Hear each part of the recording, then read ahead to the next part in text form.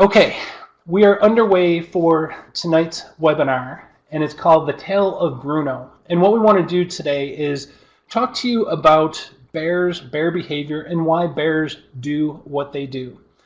And I will be your instructor tonight. My name is Daryl Radijak. I'm a wildlife biologist, but I'm also a bear specialist. And the one thing I want to say right off the bat is this was not an attempt to capitalize on Bruno. We have been given these presentations for almost 3 years now. We talk about bears, bear behavior. We talk about a whole bunch of other wildlife. And we've been doing this, and it is awesome to see more and more people engaged in wanting to know more about wildlife. And so when Bruno came along and it sparked this interest, we were like, man, this is a great opportunity to reach more people who would otherwise not really know about what we do here. So I want to welcome you. I want you to sit back. I want you to relax. And periodically, I'll ask for questions or comments. But at the end, like I said, I will stick around and answer all the questions you have until everyone is satisfied. So to get started here, typically what we do at the beginning of all of our Wildlife For You presentations, we give you a little bit of background experience of the instructor, so you know that you are learning stuff that is top-notch information. It's not because we stayed in a Holiday Inn, it's because the instructors we have teaching you actually dedicated not just their education, but their career to living and working with wildlife. So again, my name's Daryl Radijak. I did receive my degree, my Bachelor of Science degree from the State University of New York College of Environmental Science and Forestry. Longest college name in the world. It's also a fantastic school for wildlife and for forestry. Now, I will tell you, after I received my degree in 1992, is kind of difficult getting a job in that career because everyone wants to work with wildlife. But I was fortunate in 1997 to land a job with this place called the Appalachian Bear Center. Many of you now know it as the Appalachian Bear Rescue, but I was their first curator, the full-time curator manager for that facility. Wonderful, wonderful place. That's actually where I fell in love with bears, and that's where the passion of working with black bears really grew. Now, I did that job for about 5 years. I was taking care of orphan and injured bear cubs, releasing them back to the wild. But that job didn't pay much, so I eventually jumped to work for the State Wildlife Agency. And because of my experience at that Appalachian Bear Center, I was soon promoted to what was called the Big Game Coordinator. So I was managing all the bear, all the deer, all the elk, all the wild hogs, all those big charismatic animals in the state of Tennessee. That was my job. So instead of managing individual animals, I was now managing populations. Did that for about 7 years. For some reason or another, the director of the agency saw something in me, and he promoted me to the chief of wildlife for the state of Tennessee. So now I was over all the wildlife in the state of Tennessee. Fantastic job, loved it. And the problem with that position is when you get that high up in an agency, you're always walking around in a business suit, you're attending commission meetings, you're talking to politicians, and you're no longer in the field. And that's what I loved. So probably about 5 years ago, in fact, almost 5 years ago, I made the jump because as a little boy, I always wanted to live and work out west. So I made the jump and I decided to move out west. I'm currently in northern New Mexico working for the federal government. But one of my passions is teaching people about wildlife. And I was blessed to actually receive the Gifford Pinchot Conservation Education Award a couple of years ago for a different program I was doing. So needless to say, everything I'm going to teach you today is based on science. This isn't opinion. This isn't what makes you feel good or me feel good. This is based on hardcore science. So hopefully it'll teach you about black bears. So with that, we are going to jump in and talk about the tale of Bruno. And so to get started here, I got to tell you about this male that went on this journey, that he felt it was a great thing to literally start walking across or running or moving across North America just because he felt like it. And the crazy thing is, his journey led to throngs and throngs of people following him. But the crazy thing is, we're not talking about Forrest Gump. We are talking about this crazy, unique bear that people have nicknamed Bruno. He's a black bear, and he went on this epic journey, and it has captured the attention and imagination of literally scores and scores of people. And so it was amazing because he started his journey a little over a month ago, early June. He was documented as traveling in this southward direction, and more and more people started following him. And his popularity grew by leaps and bounds. And so before you know it, there were stories, literally every day there were stories popping up. And in fact, so much so, there was actually a Facebook page called Keeping Bruno Safe that overnight went from a few thousand to currently over 160,000 people were keeping track of this bear as he traveled southward across North America. And so it was a phenomenon that just grew exponentially within a very, very short period of time. And so there's all this talk about Bruno. Again, Bruno is a black bear, and more people were interested in Bruno, but having said that, there's a lot of people that really did not know much about black bears and what they're all about. And that's kind of why we're here today. We're going to talk a little bit about Bruno, but the gist of this is trying to teach you as much as we can about black bears. And so why was Bruno and his epic journey, why was this so unique? Because obviously bears are bears. They wander around sometimes, don't they? And so what we're going to do, I imagine everyone on this webinar tonight already knows about Bruno's journey, but in case you are living under a rock and you haven't heard of Bruno, Bruno's story more or less takes place over the course of 4 states in the Midwest. And so we're going to be talking a little bit about Wisconsin, Iowa, Illinois, and then finally Missouri. Now, to give you an idea of where Bruno traveled, let's remove all of these lines and take a closer look at what he did over about a month-long journey. And so Bruno's journey literally started north central Wisconsin. Don't know why, but there was this bear, this really big bear that decided he's going to go for a walk. And the crazy thing with his journey, his walk was almost due south. He just set a bearing and he just went. And it seemed like nothing was going to stop him. And so after a few weeks, this bear from northern or central Wisconsin shows up in Iowa. Now, Iowa does not have a lot of black bears, so it's a big story. So when this bear showed up, started garnering this following. And so he was in the easternmost states of Iowa, along Clinton and Scott counties, and people, just like Forrest Gump, started keeping track of where this bear was going. And the bear continued his southerly route. And he kept going, kept walking. Before you knew it, he was in Illinois. Now, why is this a big story in Illinois?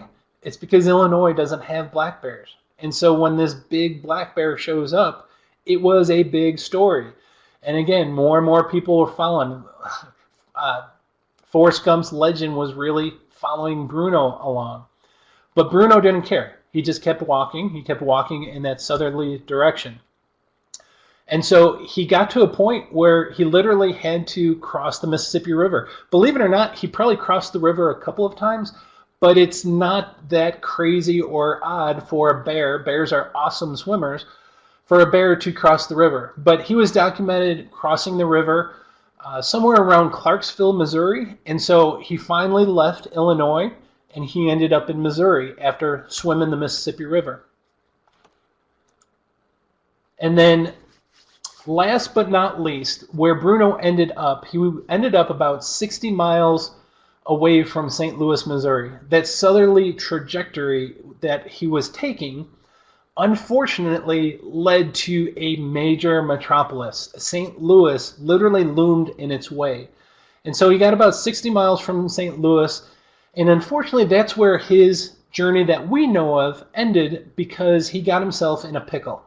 He got himself in an area where he was surrounded literally on 3 sides by tall fences, and he wasn't going to be able to get his way out of there unless he turned around. So Missouri Department of Conservation decided to go in, tranquilize Bruno, and move him to a different location, hopefully away from this major metropolitan area where he can then resume his life as he saw fit.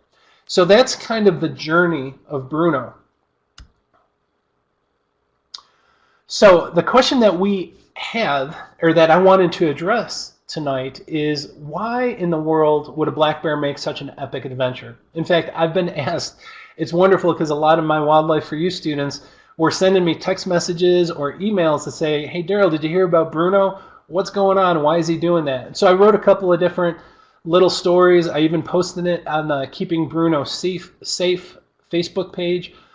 But literally this question of why would a black bear do it, it really led us to where we are tonight. Let's think about that. Let's talk about that. Let's try to figure out what's going on. And so the best way to understand why a bear does what it does, and I talk about this in all of our wildlife presentations, the best thing you can do is learn as much as you can about that animal before you try figuring it out. And so what I want to do for a little bit, and I know some of the folks that have already been in my wildlife classes, they'll recognize a couple slides here. But the best way to understand what's going on with a black bear is to understand about their biology and about their behavior. And just warning to all the other folks, don't worry, I changed the slides up so it'll still be new material for you. Before we get started with the black bear biology, though, I thought it was really important to mention something, because I believe that there's a lot of folks on tonight's class that really don't know much about black bears. So the one thing I do want to stress is black bears are not threatened. They're not endangered. There are lots and lots of black bears in North America. There's probably, as best estimate, around 800,000 black bears in North America.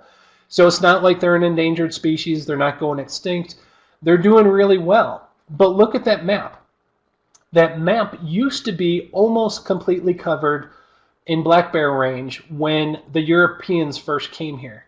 But you can see there's large swaths of the United States where black bears no longer live because they're what we call extirpated. They were killed out. Obviously, a lot of people are afraid of bears. They don't want to compete with bears. If they have livestock, they just didn't want bears around. So unfortunately, over a few hundred years, humans did a really good job at getting rid of black bears. Fortunately, we didn't do that good of a job, and black bears still thrive amongst us.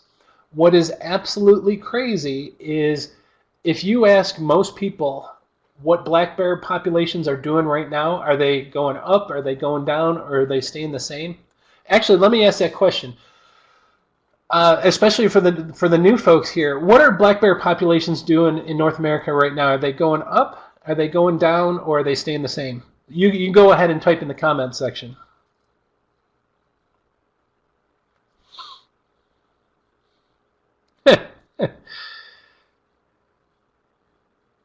Oh my gosh, you guys are awesome. Although I do know a bunch of my past students, they should know that answer. Black bear populations are increasing. You have to understand, 1600s, 1700s, we were killing everything in sight, which is unfortunate. But because of great men like Aldo Leopold, Teddy Roosevelt, true conservationists, they saw wildlife as this amazing resource that we got to protect. So beginning in the 1900s, we started instituting all these wildlife laws. We started setting up wildlife agencies to help protect the wildlife in North America.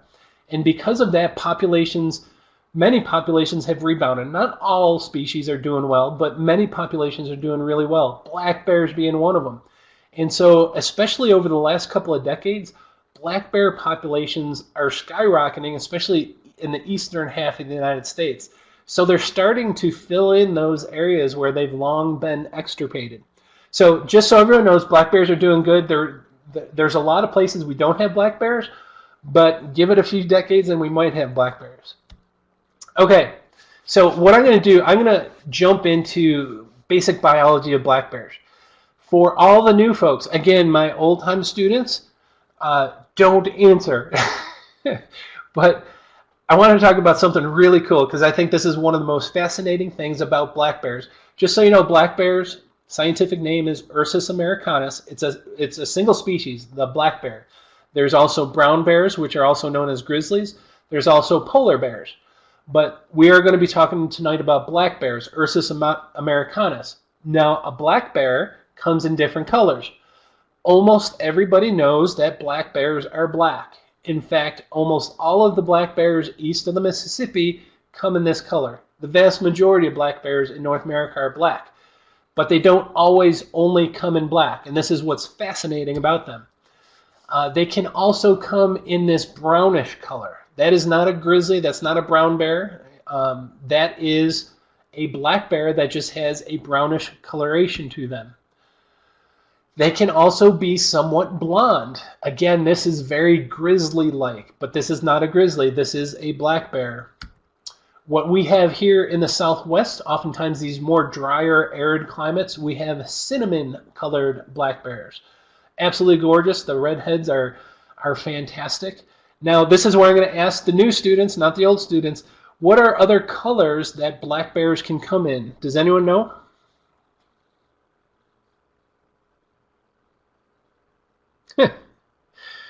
Christine and Lori, no fair, because I think, okay.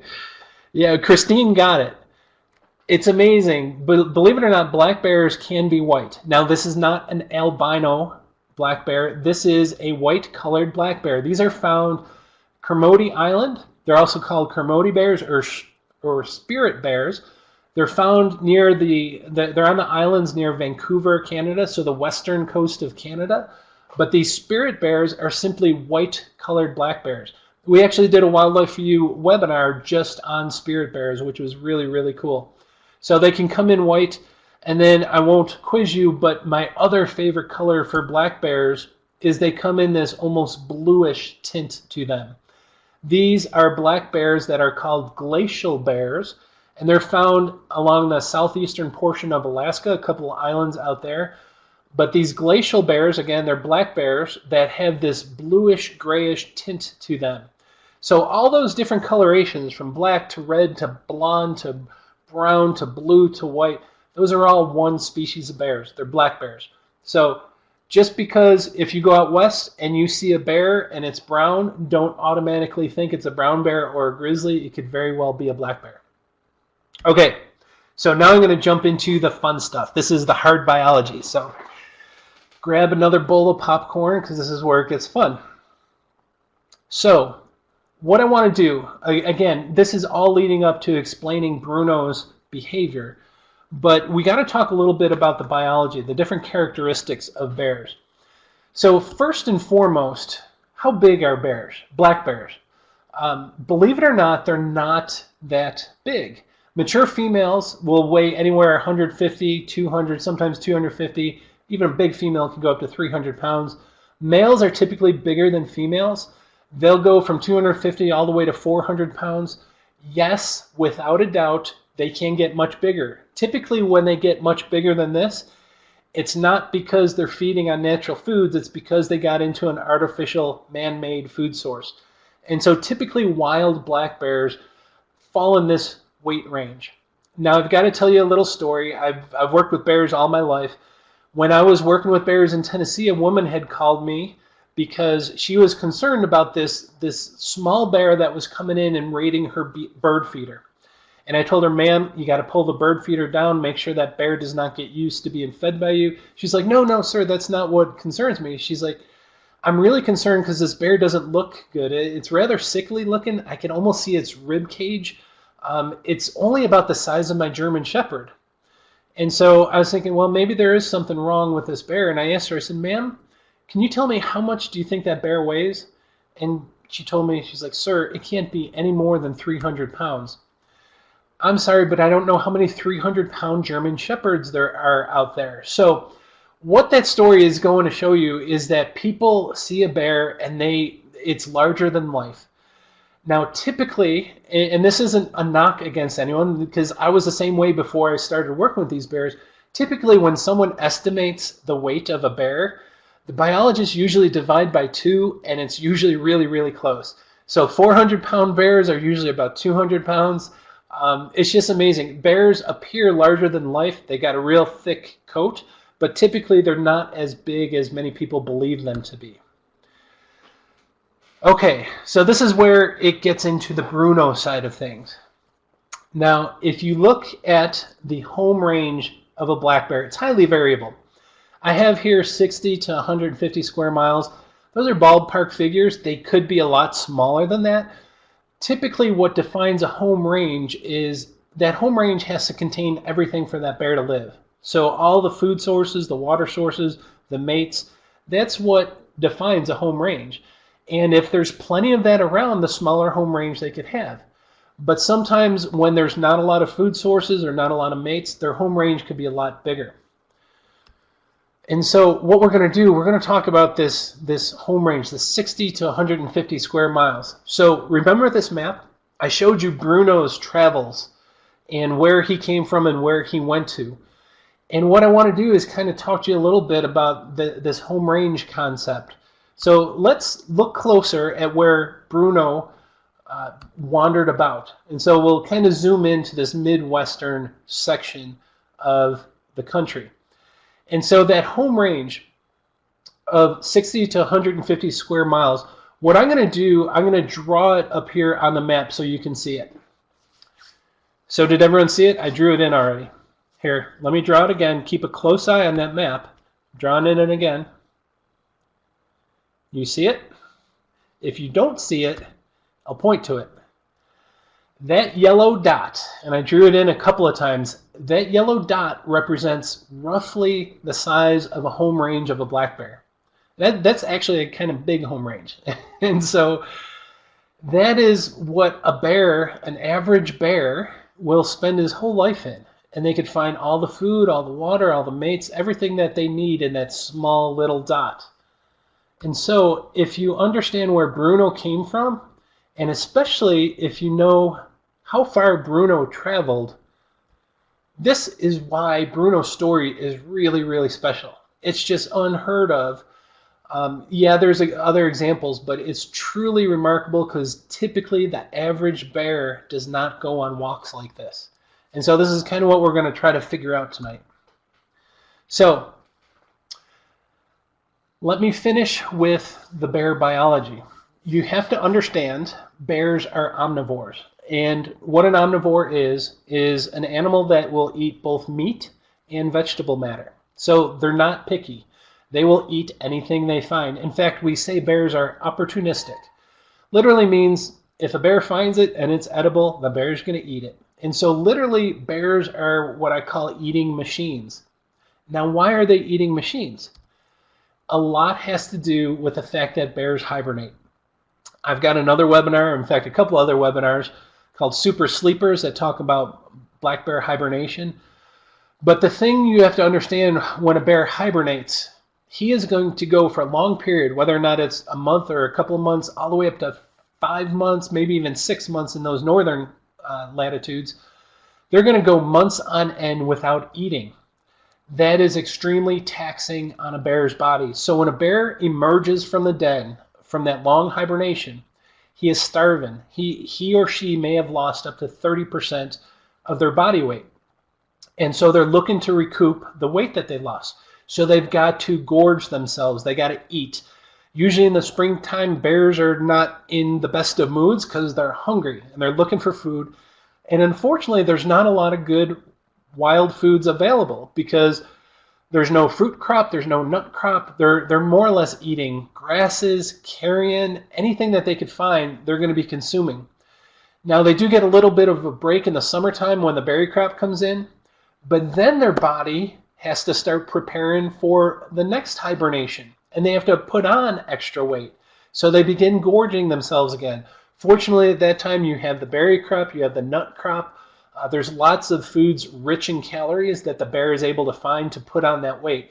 But because of that hibernation, bears are literally eating machines. And so, since this presentation is going to be talking about Bruno, what exactly would cause a bear to wander, to go on this crazy journey that they typically don't do?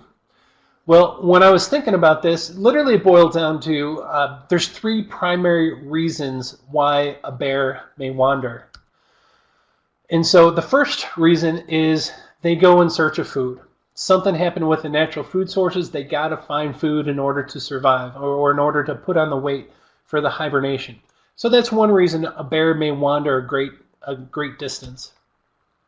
Another reason is, hey, maybe they're in search of a mate. They're trying to find love. They hear that Barry White singing in the background, and they're like, I gotta find somebody. That is another plausible possibility of why a bear could go on this epic journey. And last but not least is another theory that maybe the bear is in search of a new territory. And this is a really good one. We're going to take a short dive into that one as well. But what we want to do right now is let's start with this idea of the bear is in search of a food or in search of a mate. So if that was the case, how does a bear find what he's looking for? If he's looking for something to eat, or if he's looking for a female, how does he find what he's looking for? It's really simple, folks. The bears do what every other animal does. They rely on their senses. Now, this is where I've got to explain about bear senses that's going to start hopefully making everything click. And so let's talk a little bit about black bear senses. And we'll start with their eyesight. Now, their eyesight, the best way to explain their eyesight is it's very similar to humans. They don't have eagle eyes like some of the raptors do. They don't have night vision, really good night vision. They have eyesight very similar to what we see. So we, as a human, we know what we can see. That's pretty much what a bear can see. Now, understand that every once in a while when people have a bear encounter, they misinterpret some signs. A lot of times they'll be close to a bear and a bear will stand on its hind legs. And a lot of people take this as a threatening move. Oftentimes, believe it or not, folks, the bear's in the field and they're standing up to get a better view of things. And so, again, their eyesight is very similar to us. And if you're kneeling down, you can't see as well as opposed to when you're standing up. So a lot of times bears will stand on their hind feet to get a better view of their surroundings. So what about their hearing? Now, this is where they start to excel. Their hearing is far and above what a human can hear. They can hear things that we can't even imagine. Now, I put this picture up here because this bear looks like it's all ears, and it is. But the thing is, this is a really, really young bear. Look at this bear. Again, it's a black bear. The ears appear smaller, but believe it or not, the size of the ears are roughly the same. What you see the difference between this young bear and this old bear is the growth of the body. And so the ears is a great way to determine if it's an old bear or a big bear versus a small bear, because those small bears have ears that are just extremely prominent. The big bears still have those same ears, but their body has filled out tremendously, so they're not as prominent on the head. But those ears are pretty special. They can hear things that we can't even imagine hearing. But this is what I love talking about, because this is where bears rise to the cream of the crop. Their smell in the mammal world is literally unequaled. And I actually wrote a blog a while ago. It's called The Nose, the Glorious Nose. And it was simply meant to explain how powerful, how wonderful a bear's nose is. And again, I apologize to all my old students that have seen this already, but I want to explain it to the newbies because this really makes things click when you're thinking about bears. So let's start talking about the human nose, what we smell. We know what we can smell because it's our nose. We have it on us all the time. Now, many of us are pet lovers and we're familiar with dogs. So whenever you're walking your dog or you see a neighbor's dog, you'll see that dog stop at a point on the sidewalk or a bush or somewhere, and that dog is just intent on smelling that. And you're sitting there saying, what the heck is that dog smelling? We can't smell those things. That is what a dog can smell. Now, if you look at a dog, they have about 100 times better sense of smell than humans. Well, how do we know that? I gotta wait till a car goes by. They have about 100 times better sense of smell than humans. How do we know that? It's because we've actually done studies where we would look at the inside lining of the nose and literally count olfactory receptors. They're more or less smell receptors. And a dog typically has 100 times more smell receptors than a human. So who here knows which dog, what breed of dog has the best nose of all the dogs? Anyone know? The bloodhound. Very good, Daniela. So a bloodhound, when you do that olfactory receptor count, a bloodhound has about 300 times more smell receptors than a human. So they can smell 300 times better than us. This is where it gets amazing. When you look at a bear's nose and you count all those olfactory receptors, they have 7 times more receptors than any bloodhound. So if you do the math, that's 7 times 300. A bear can smell over 2,000 times better than a human. And it's like, mind blown. But if you're anything like me, I'm sitting there, well, what's that mean? What's 2,000? It's not equating in my mind. I don't understand what 2,000 times better is. And so I came up with this analogy to help you understand. So it's called smell the beans. So imagine going to the store, you buy a can of beans. As a human, we bring that can of beans home, we open up that can of beans, we put it in a pot, we begin cooking those beans on the stove. Guess what? As a human, we can smell those beans cooking. And so that is the human sense of smell. Now you take that bloodhound and you hold up that can before you ever open it, and that bloodhound can begin to detect that bean smell. Maybe there are some drippings on the outside of the label. There's something going on. That bloodhound can detect the bean smell coming from that can before you ever open it up. So what does a bear do? A bear smells that can, and he smells the perfume that was on the woman that put the beans in the can 2 weeks earlier. That's how strong their sense of smell is. So, again, mind blown, but if you're anything like me, you're thinking, all right, that's got to blow the bear's mind. That's got to be sensory overload. So if the bear can smell all those things, its mind would be scrambled, right? Yes, so to speak. But here's another analogy I want to put forward. Hopefully, all of you have experienced something similar to this. If you have kids, you've probably been here. This is a Chuck E. Cheese. This is the kid's greatest dream, adult's worst nightmare, because you walk into this building and it is a hustle and bustle of auditory craziness. There are sirens going off, there's bells, there's whistles, there's kids screaming, there's adults yelling, there's people talking, there's horns, there's you name it. And you go in there, and if you've never been in, picture an arcade or a bowling alley that has all that stuff going on. And right away, you hear all this crazy amount of noise. Now, if you're sitting in that Chuck E. Cheese, you can sit down at a booth, and you can carry on a conversation with the person across from you. And if you're sitting there waiting for your pizza, and all of a sudden over the intercom you hear, Peggy, your pizza is ready, and your name is Peggy, you jump up, and you hear that.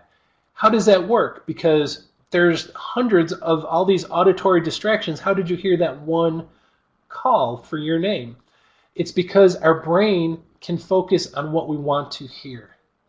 And so in the morning, Black Bear wakes up. He's hungry. He's starving. He's trying to find some food.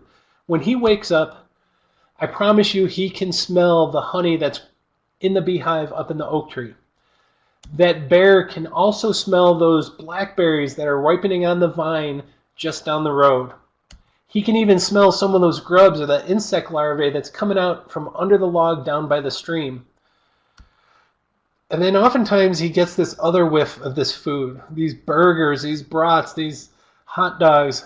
And which one of those do you think really piques his interest? Unfortunately, a lot of times it's the man-made food. So this is why you got to be really, really, really careful about what type of odors you're putting up, because you can unknowingly lure a bear to your area. But I put this on here. I wanted to explain kind of how a bear's nose is so important to how he goes about his business. So hopefully y'all understand that. Okay, going back to Bruno, and we're talking about finding food.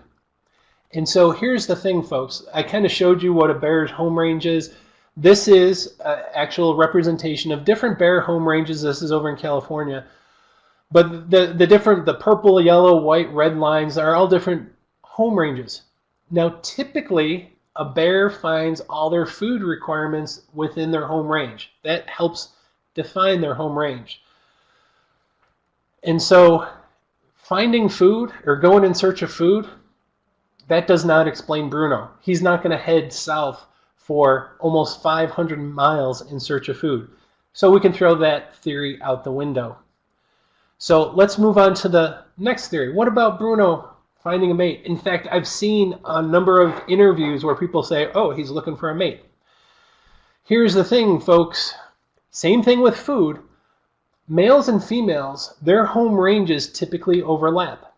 Now, adult males typically don't tolerate each other because they are the enemy. They're opposition. They don't want to fight with the other male for food, for females. And so males typically have their own home territory, but female bears, multiple female bears, will overlap a male's territory. And that's obviously because they will breed each and every year. And so male and female bears, their territories often overlap. And so it's not usually really difficult for an adult, healthy male to find a suitable female come breeding season. And here's one of the things that really sticks out for me. When we're talking about finding a mate, if you look at the bear range, again, this is pretty much the same map I put up there, but this had all the states so you can see it. If you look where that star is, that's where Bruno was. He was in that north central Wisconsin area. At least that's where we believe his journey started. So many people said, oh, he's looking for a mate. Well, guess what, folks? If he's looking for a mate, he's going to be better off heading north, where there's a lot more bears to find a mate. So it really shouldn't take him on a southward journey to find a mate.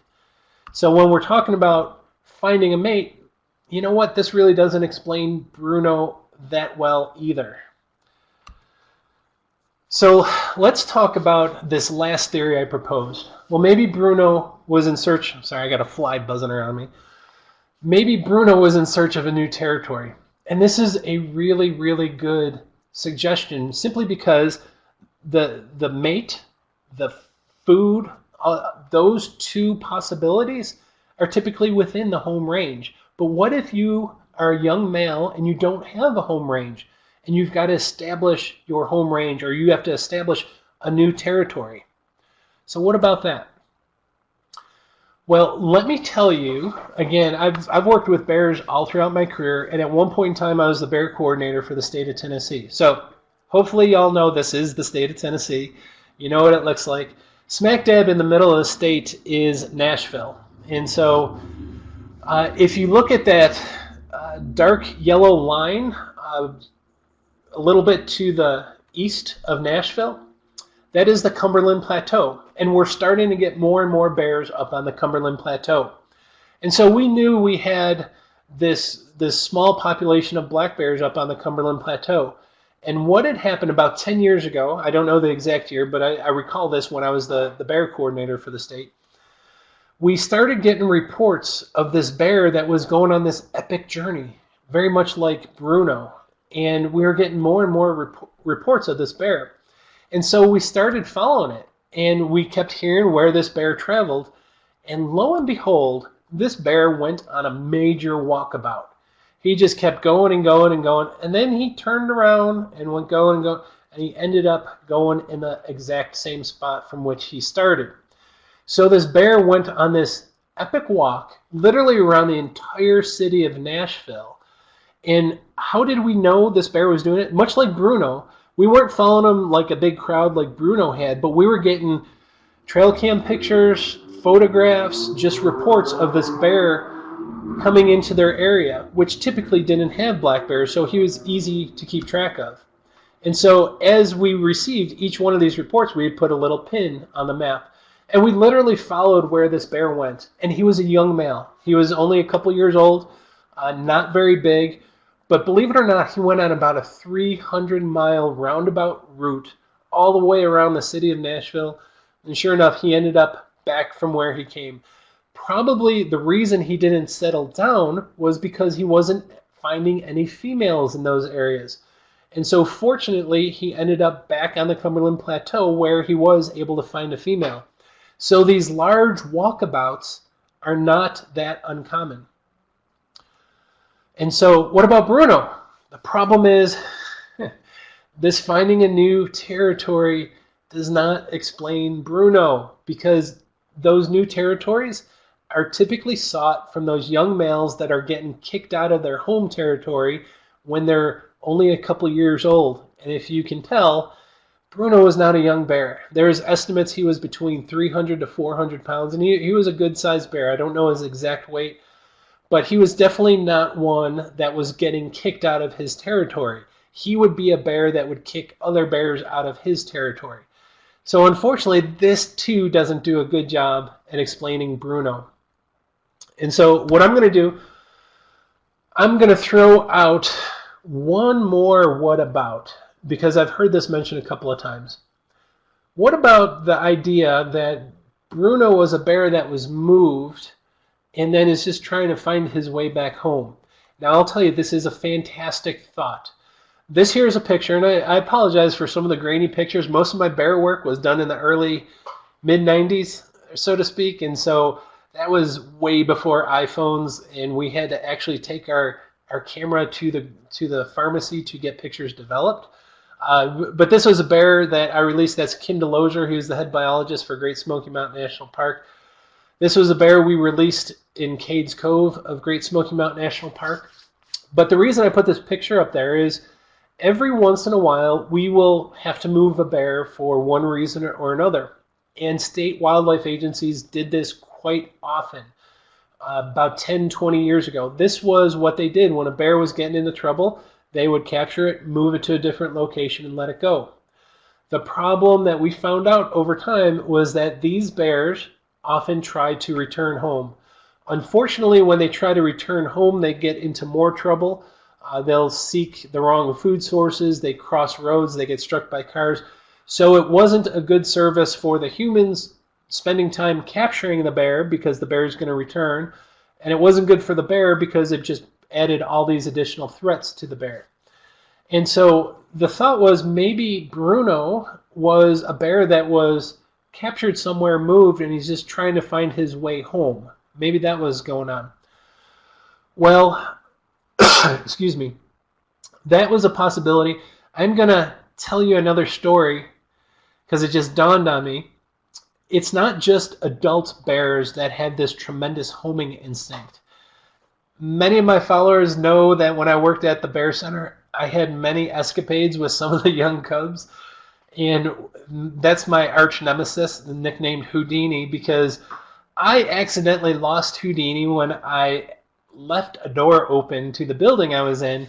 And Houdini got out of his cage, ran out the door, and the worst part of it all was Houdini had a broken leg that we just surgically repaired. And I was in tears because I lost this bear. And I spent weeks on end trying to capture Houdini after he escaped. Lo and behold, we ended up recapturing Houdini a few months later. Guess where, folks? From the exact same point he was initially caught. It was called Chimney's Picnic Area, and is about 22 air miles for this young 6-month-old cub with a broken leg, went all the way back to his home range. And so I don't know what it is in bears, young, old, they like going back home. Here's how it equates to Bruno. The problem is Bruno was never handled. As far as we know, he was never captured. Typically when the State Wildlife Agency captures a bear, they'll put an ear tag in him. Sometimes they'll put a collar on them, they'll put a tattoo on them. Bruno, as far as we know, was never a relocated bear. So even this story falls through. So where does that leave us? Why did Bruno go on his epic journey? So I just spent a good 45 minutes talking to you about bears. And this is going to be my theory. The problem is we may never know what the main reason is why Bruno went on his journey southward. But it's I don't want to say it's all for naught, because I truly believe that there was a higher power that made this bear do it. And the thing is, we're trying to figure out why this bear went on the journey. What could he have done this for to benefit him? And I'm saying, time out, folks. You're looking at it the wrong way.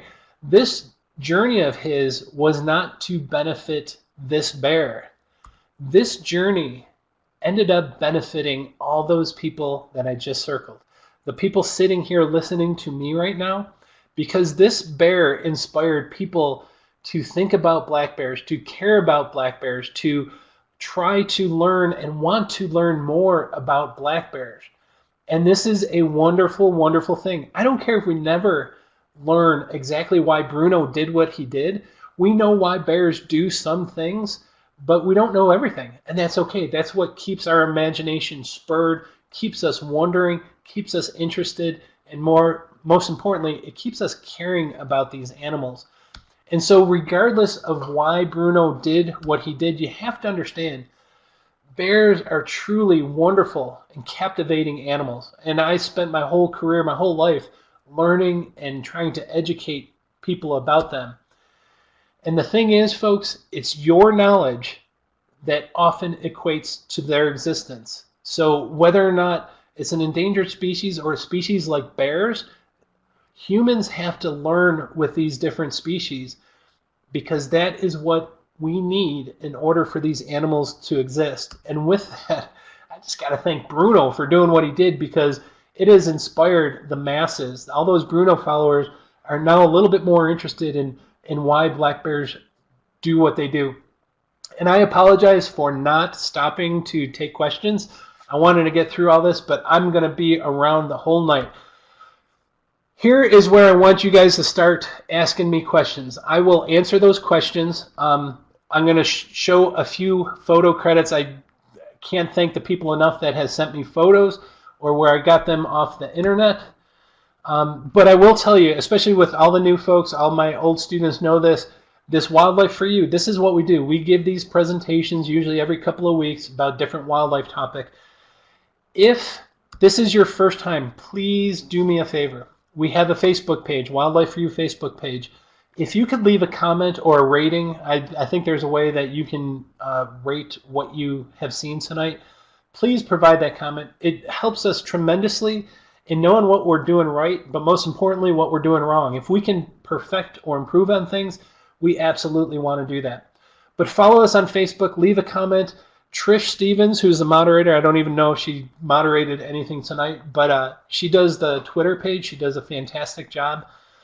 And just so you know, in case you're interested, mark your calendars. I'm giving another talk, I believe it's next week already. No, two weeks. It's Thursday the 23rd. I'm going to be doing trail safety. And what this one is going to be about, it's not going to be about the medical side of things or the gear you have to carry. It's being prepared for wildlife. So whether or not you encounter a bear, a bee, a skunk, a snake, a mountain lion, anything like that, we're gonna touch on a lot of those. So if you're interested, July 23rd is when we're going to do that class. It's a Thursday evening. I'll be your lead instructor for that one. And with that, I'm going to leave this slide up here. I'm sorry this is not Bruno, but it's a beautiful photo that one of my main photographers offered to me. And so I'll answer whatever questions you have left. And I'm putting my grandpa glasses on so I can start reading your questions.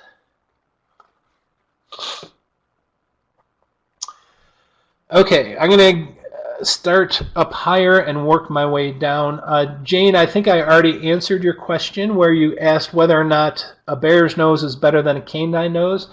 Absolutely, by far. A bear's nose is, as far as we know, it's the strongest sense of smell in the entire mammal kingdom. And to put some numbers to it, I know I used a comparison between humans and dogs, but just so you know, it has been documented in both a polar bear and I believe it was a brown bear, where they have been documented to make 20-mile straight line excursions to feast on a carcass, whether or not it's a whale carcass or a moose carcass. They had collars on these bears, and these bears just made a beeline to that carcass from 20 miles away. The only way they would know about that was through their sense of smell. Now that is extreme. You have to understand that the wind, even temperature, plays a part in how much particles will be floating in the air or what direction they're floating. But 20 miles is crazy. Typically it's a couple miles, no problem. But just so you know, a bear's not going to follow his nose on a 500-mile journey. That's just not happening.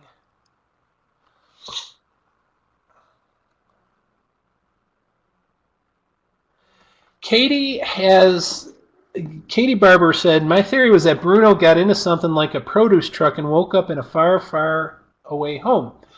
That is, believe it or not, that is a definite possibility, Katie. We haven't known that to have occurred, but to say it's a possibility is absolutely true. Here's why I know this. When I was living in East Tennessee working at the Bear Center, we actually had a bear that was once picked up. It was in a garbage can or a dumpster, and it accidentally got dumped into the dump truck. Nobody knew about it until they dumped that truck over at the main, whatever they're called, where they take all the trash. And so they dumped out this excess trash, and sure enough, this bear rolled out and surprised everyone. So, Katie, that is a really good thought. Another thought I heard along the same lines was that it possibly got on a grain barge that was making its way up the Mississippi. It wandered onto the barge to eat some grain. That barge ended up making its way all the way up into Wisconsin, and then the bear escaped that barge. Those, believe it or not, those possibilities are probably some of the best guesses we have, because those other things have more or less been debunked. But the fact that it could have been moved unknowingly is definitely one that warrants some serious consideration. Very good observation, Katie.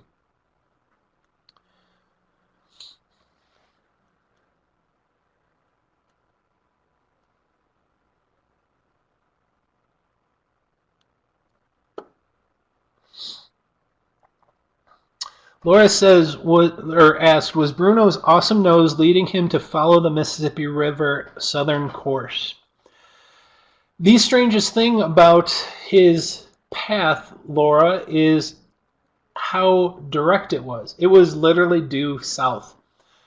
I don't know I don't believe it was anything that he was following with his nose, simply because there would have to be a faraway point that would be leading him, and again, he's not going to pick it up from that far away. So it's highly doubtful that his nose was the main thing leading him. Whether or not he was, quote unquote, smelling the river and following southward, it's a possibility. But again, I just don't see his trek being related to something that he was being led by his nose. It's a good thought. I wish we knew what the answer was. Andrew just made a similar comment. Said perhaps Bruno was heading south to the bears in Missouri, shown on the bear range map. I can go back to that really quick. That is a great thought, because let's see if I can find it now. Okay. So here's a bear range map. All the range maps you find on Google will be somewhat similar. Obviously, range maps are dynamic. They're always changing, and so people will argue like the periphery of the line, and I say don't worry about that because that's always changing. If you look, northern Wisconsin is that southern extent of that Canada population, and then all the way down in Missouri and Arkansas, you have the Mark Twain National Forest, you have the Ozarks, pretty healthy bear populations in that part of the country. The issue, or the reason, Andrew, why I don't think he was looking for a mate in that area, he would never smell the females down there. There's just no way their sense of smell is that strong to go hundreds of miles. Like I said, the furthest documented trek that we've ever noticed a bear take was about 20 miles. And so it just seems a little far-fetched that it would detect a bear due south in those Ozarks or that Mark Twain National Forest. It's unlikely that happened. again, I wish we had a definitive answer. I think that's the wonder, the mystery of Bruno is it was just an amazing trek he went on, and we really don't know why. And if you hear someone telling you they know exactly why, I would kind of question them because it's unknown. There's lots of plausible possibilities, but we may never ever know for sure.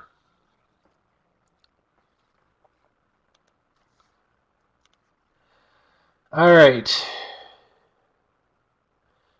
Laura mentioned about the bear Bruno crossing the Mississippi. I believe he crossed them multiple times. There's a couple of documented crossings where they got a picture of him swimming it. Daniela said or asked, "Did Bruno get tagged now since they captured him?" And there hasn't been a tremendous amount of information released, and I'm so thankful. Missouri Department of Conservation went in to help Bruno out. He got himself in that pickle. And you've seen some of the photos where they sedated him and they moved him. Now, I was happy to hear, and I believe this is the correct information, that he was not, they didn't put a radio collar on him. I did hear reports that he was tagged with an ear tag. I also heard that he wasn't. I would lean more towards the fact that he was tagged, because typically as a biologist, I was a state bear biologist, if we put our hands on an animal, we want to make sure that if that animal shows up again, if it got struck by a car, heaven forbid, or what happens, if we find out about that animal, that tag will let us know what happened. So my assumption is they put an ear tag, but I do not believe that they put a radio collar on it, Daniela.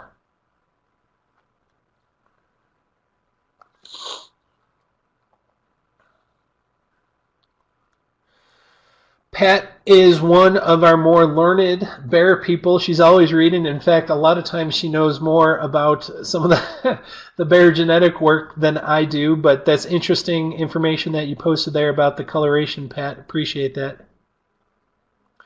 Brian, I love that comment you just made. Brian Peterson said, "I think it was just a bear being a bear." And that's what I love. Wild animals are unpredictable. They're individuals.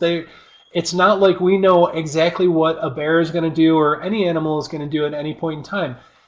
They're all individuals. And so we will teach bear behavior classes, safety classes about what bears typically do. But the one thing we always stress is you will never know with 100% certainty what a bear is going to do, and especially why a bear does it, because they're all individuals. Sometimes they do things that are outside the norm, and that's something that makes the allure of bears and wildlife even more so, because we know we'll never have a complete understanding of them, and I think that's what makes us want to learn more about these critters.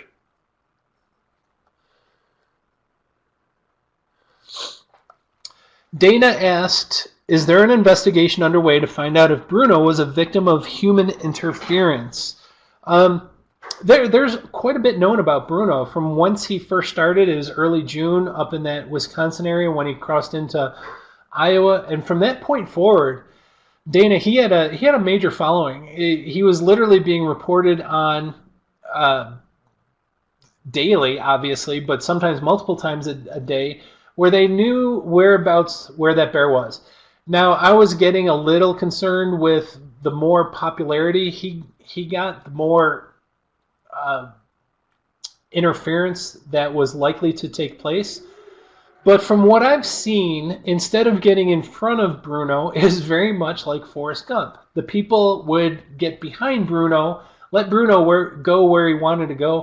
What I thought was wonderful is there was a lot of support from not just the state wildlife agencies, but also local police departments, where if they knew ahead of time Bruno was coming into an area, they oftentimes closed the roads so the bear would not encounter a large mass of people and let the bear pass by. So I don't think there is human interference directing where Bruno went, but if it had gone on much longer, unfortunately more and more people find out about it. The more people know about it, the more likelihood a bad encounter was going to happen, because people don't always use the best sense.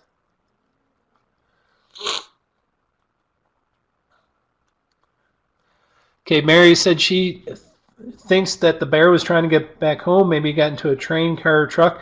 Like I said, there's also the theory of a grain barge going up the Mississippi, which I think is an excellent, excellent possibility.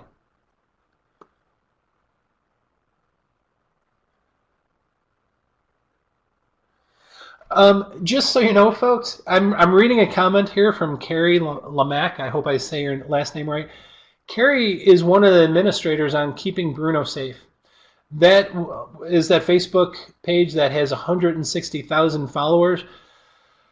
Thank you so much for administering that, Carrie. The one thing that I'm going to keep an eye on, and I appreciate your comment about it's amazing to see how people are drawn to Bruno. We want to keep that interest going, Carrie. But the one thing that I'm going to try my best, and sometimes I fail, is trying to temper some of the discussion. Here's the thing, what I'm getting at, Carrie. There's typically two sides when it comes to talking about, I'm going to stop my camera because I just saw that it froze.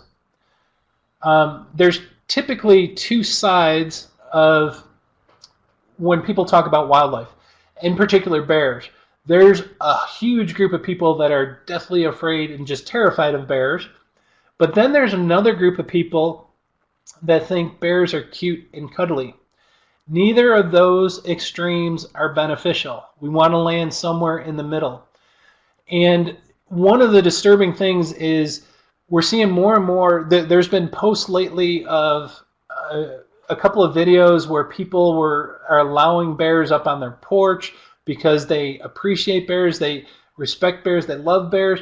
The problem is, as beneficial as it is to that person because of the feel-good story of that, it is awful for the bears. When bears get used to being around people, being around houses, feeding from bird feeders, feeding from garbage, it's the bear's life that gets cut short. And so we've got to temper the cute and cuddliness and make sure people are not encouraging bears to associate with humans, because that is one of the worst death sentences. Their lives typically get cut in half when they associate people with food. And so I'm going to try my best to make sure people aren't getting too lovey-dovey with the bears, so they're not doing bad things to convince the bears to be around people. Thank you for the comment, Carrie.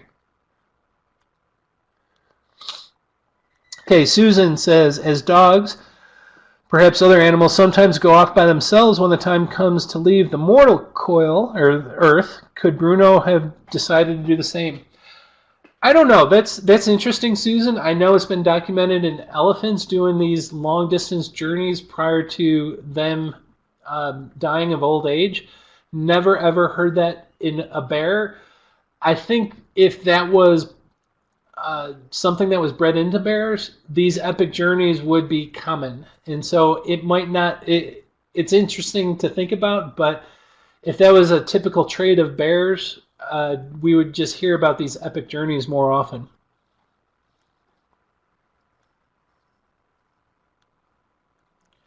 Thanks for the comment, Andrew. We love doing these webinars as much as people enjoy watching them. We like teaching.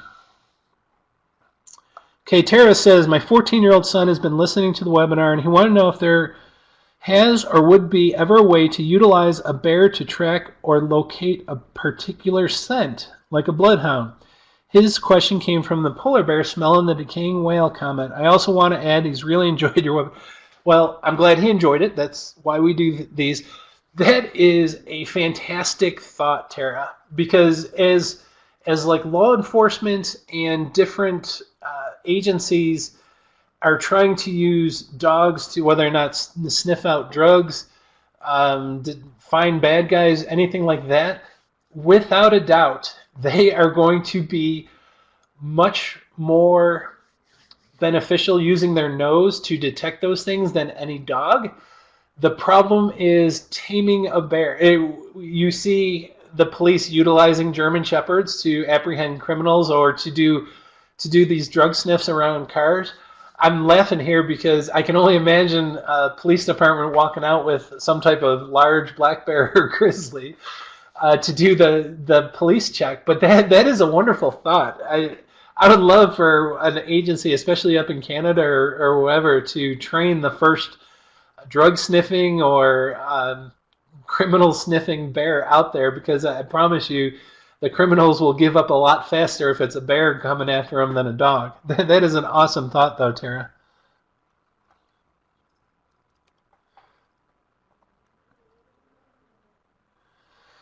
Laura said, someone from the Ozark Mountain page said that Bruno got an ear tag and was released in Franklin County. She spoke to an official. Bruno was given fluids during his transfer. Yeah, there wasn't a lot of details, and there's a lot of speculation going on about Bruno going to a zoo and being cared for. No, we don't do that. As a wildlife agency, we want these wild animals to remain wild. And if there's medical treatment like fluids or whatever, we will administer that on the fly. We try to get these animals back to their environment as quickly as possible. The longer they're in human care, the worse off they are. So where that animal ended up, again, there's going to be speculation all over the place. I promise you, within the next week or two, there's going to be another Bruno sighting. There's going to be people, whether or not it is Bruno or not, but somewhere south of St. Louis, wherever that bear was released, people are going to see a big bear and they're going to say, hey, I found Bruno. Hopefully it won't be Bruno. I want this bear to live out its life in anonymity. He did a beneficial thing for us, but the best thing for him is that he gets out of the limelight and goes about being a bear again. Angela says, Bruno is one lucky bear. Most of the time, these stories don't have a good ending. My hope from him is that he has a long and healthy life. And Angela, that's kind of what I'm leaning at. The more he's out of the spotlight, the more likelihood is he will live a long and healthy life.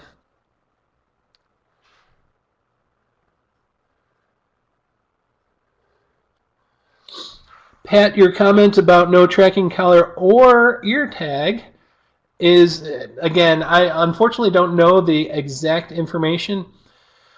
That would be nice. I often, when I was the bear biologist for the state, I often argued for not putting ear tags in because I didn't want to hear about that bear again. And lots of people want to keep track of these individual animals. And the problem is nature is really, really difficult sometimes. And you might not want to know what comes of the animal. Not just, I guess the best way to put this is when you don't know about it, you can just go about thinking the best thing happened. And so knowing in your heart or in your mind or believing in your heart and in your mind that Bruno lived a long, happy, healthy life is the best thing that we all can do right now. Laura, that's a good comment about Bruno's lack of fear of people or vehicles. It was almost as if, all right, I'm going to use a technical term that many people use incorrectly, especially in the media. It's called habituation. And a habituated bear is not necessarily a bad bear or a nuisance bear. Food conditioned bears are the ones that typically become those bears that the agencies have to deal with. A habituated bear, if you look at the root word, it's habit. So a habituated bear becomes used to a certain stimulus. And so, for example, in Yellowstone National Park and Great Smoky Mountain National Park, a lot of those bears are habituated to humans. It literally means they're used to seeing people around because they're always being crowded or followed by people, especially those grizzlies. And so habituation is not necessarily a bad thing. It's because the bear can then go about his business. He just doesn't pay attention to humans anymore. And Laura, that's a good comment because I kind of noticed that too, is that Bruno didn't care who was following or who was watching along the side or all those cars going by. He was on a mission. And so he kind of blocked out everything else, which was a good thing for him.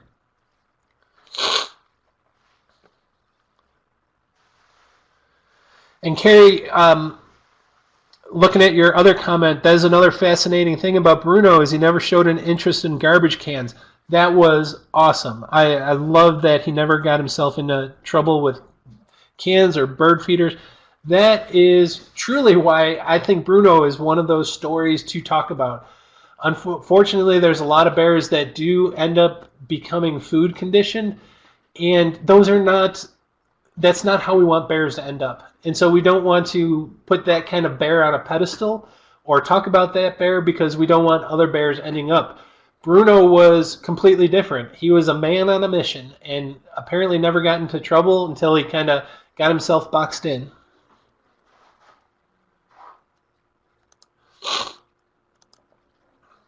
Okay, Laura says, Illinois Department of Natural Resource speculated that black bears had probably crossed through Illinois, but have gone unnoticed. Absolutely. That used to probably happen a little bit more. Animals wander. I was in a cougar debate earlier today.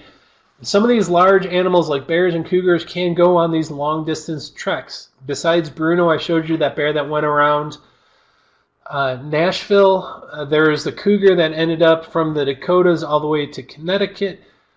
Typically nowadays, though, it's unlikely that it's going to happen for very long where they go unnoticed. Reason being, and I don't have it on me, everyone has a cell phone nowadays. There's so many trail cameras out there nowadays. Yes, 10 years ago, 20 years ago, large mammals could cross the landscape and go unnoticed, relatively unnoticed, especially if they're moving at night.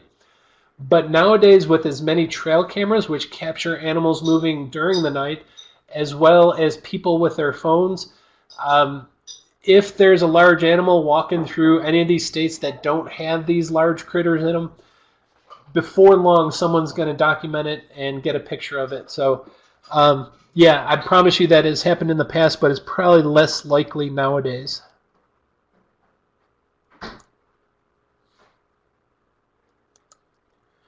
Okay, Pat asked a question, how many miles did Bruno walk?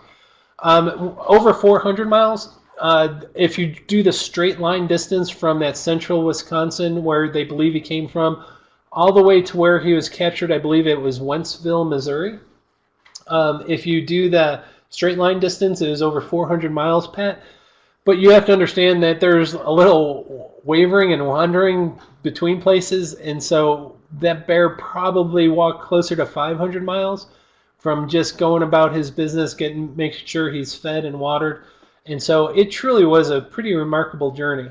And so I, for one, am very pleased he made it. So, okay, guys, you're welcome to ask any more questions. I want to thank you for participating, especially all the new folks. This is your first webinar. This is what we do. Every couple of weeks, we'll talk about a different wildlife topic. But Bruno was an absolute wonderful case study to get people involved and interested in learning about bears. They're truly wonderful animals. I dedicated a lifetime to them. Still going to do it. I dedicate to a lot of different animals. But it is so wonderful to see the interest in this one particular bear because that's what we need. I'm always saying your knowledge is their existence, and I truly mean that. So hopefully you will keep following along with us in Wildlife for You. And what I'm going to do, I'll go back to my final slide. And anyway, I do want to thank Bruno for inspiring this talk and for all of you for being inspired by Bruno to learn about bears. So I'll keep answering questions, but if anyone needs to leave, you will receive a copy of this recording probably within the next hour or so.